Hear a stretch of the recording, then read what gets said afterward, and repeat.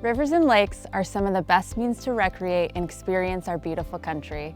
They offer everything from peace and serenity to action and adventure. But there are a few things that water enthusiasts should keep in mind to stay safe.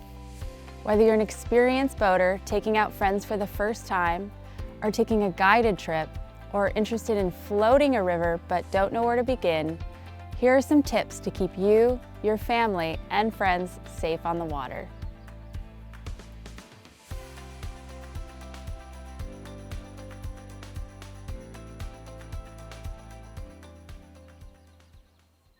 Choosing the right river is the first step to having a good time.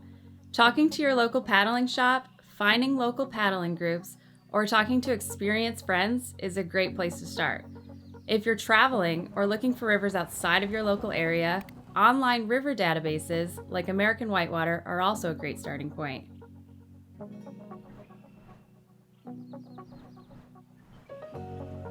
Difficulty scale. Most people, guidebooks, and websites use the International Scale of River Difficulty, which categorizes rivers from Class 1 through Class 5. Class 1 rivers are the best choice for beginners. Class 2 to 3 rivers increase incrementally in difficulty and all require experience and practice to navigate safely. Class 4 and 5 rivers are for expert and advanced paddlers only. Keep in mind, this system is not exact. Rivers do not always fit easily into one category. Differing water levels can change the rating, and regional or individual interpretations may cause some misunderstandings. Keys to river running success. Here are some key areas to educate yourself in before putting on any stretch of river. This info can usually be found by researching your running guidebooks, through online resources like American Whitewater's National Whitewater Inventory, or by asking a trusted paddler for their knowledge. Have a plan for how you're going to access the river, including the shuttle for your vehicles. Know the length of the run and make sure you have enough time to complete it. Know the current flow levels by checking relevant river gauges and understand how different flow levels affect the specific river's difficulty level.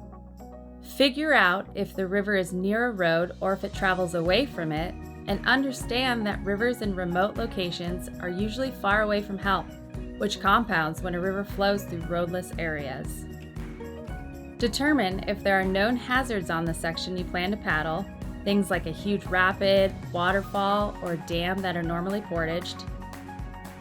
Know and have the proper equipment your group needs to run the river safely. Essential gear. Now that you know of some basic pre-trip planning, here is some essential gear for enjoying rivers while staying safe. First of all, make sure your craft is appropriate for the type of water you'll be on. Stand-up paddleboards and inner tubes can be great for lakes and very mellow rivers, but for moving water with any rapids or swift current, a raft, canoe, inflatable kayak, or hardshell kayak designed for whitewater will be best to start with. Once you've found your craft of choice, be sure to remember these other essentials: paddle or oars, helmet, Coast Guard approved PFD, layers appropriate for the weather and water conditions, good footwear or water shoes, and your rescue kit. Your rescue kit should consist of these essentials: a throw bag, spare paddle or oar, lighter, a headlamp, knife, pin kit, first aid kit, maps, communication device, food, water, and extra warm layers for yourself and others. Many accidents and deaths occur every year because of simply not wearing or not properly adjusted PFDs. Remember to always wear your PFD and keep it on tight. Hazards.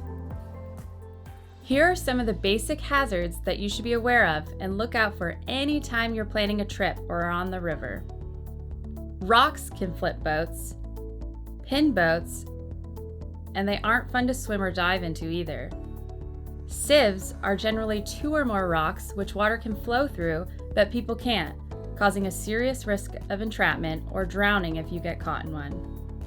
Hydraulics are water currents that create waves, breaking waves, and holes, which are formed when water flows over a rock, ledge, or other obstruction. Hydraulics are also found at the base of dams and waterfalls and behind or on top of submerged rocks.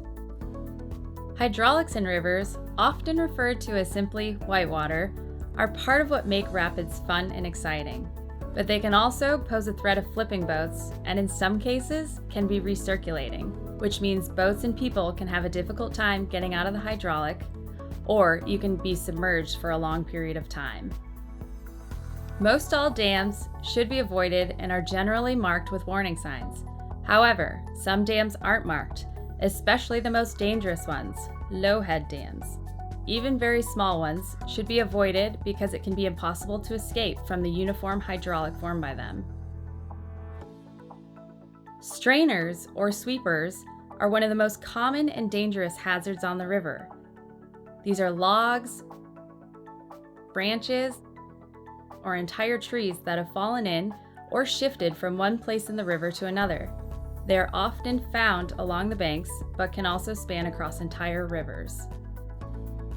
Strainers can catch and trap boats and people in the water, and the river's current can make it extremely difficult and even impossible to rescue people or boats.